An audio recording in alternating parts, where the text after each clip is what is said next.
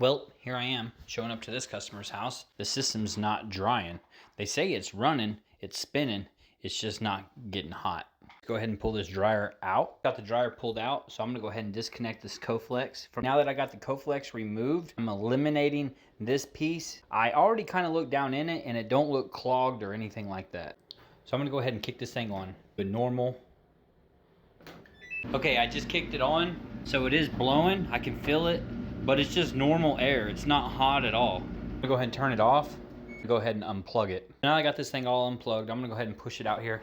This is a Samsung dryer, so you can actually just open the door. And you kind of have to put your foot on here and hold it down, but then you can just lift up on this to pop it open. Just got it popped open, so now you can just lean this thing up. It's gonna have to be at like a 90-degree angle like that. These little tabs can just pull right out.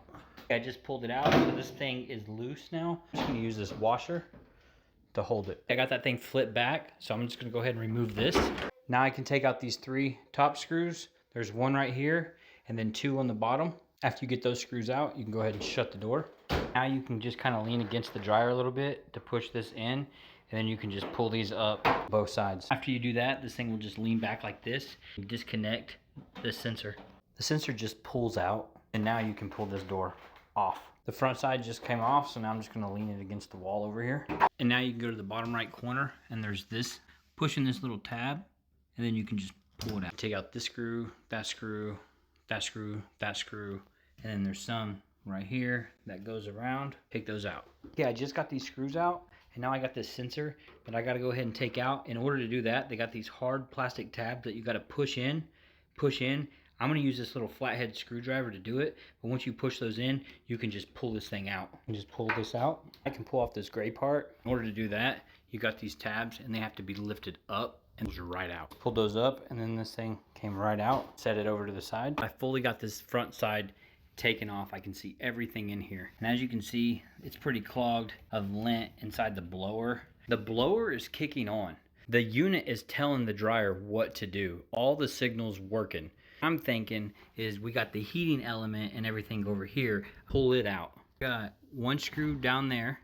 This screw, these 2 screws that I gotta take out. These screws out, this heating element should just disconnect from back there. Just kind of lift up on it and you can just pull it out. As you're pulling out, you'll see there's a lot of wires attached to it.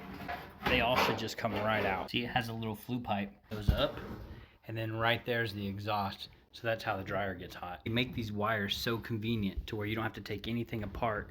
You can just pull it out with all the wires. It is like clamshelled in, so I gotta take these Phillips screws out all the way around this thing, and then I can pop this thing off. So you are gonna have to disconnect these to get this top off. So you got your red supply power. It's to your first switch.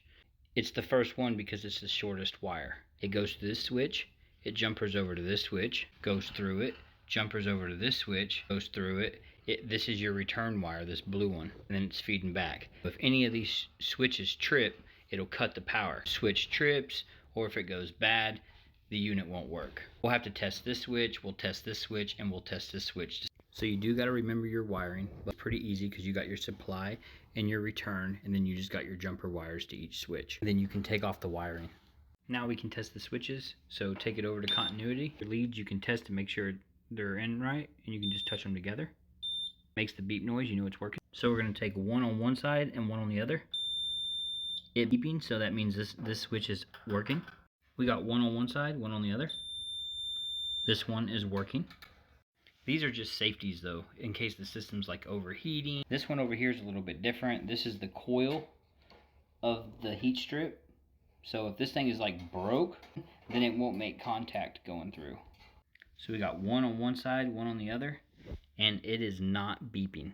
Like I said earlier, this is a Samsung dryer. It's about 5 years old. Heating element is bad. They make a kit that replaces all the switches and the heating element. So I'm gonna order the kit. So here's the strips, here's the switches. It came all in one box. Let's go ahead and take these screws out.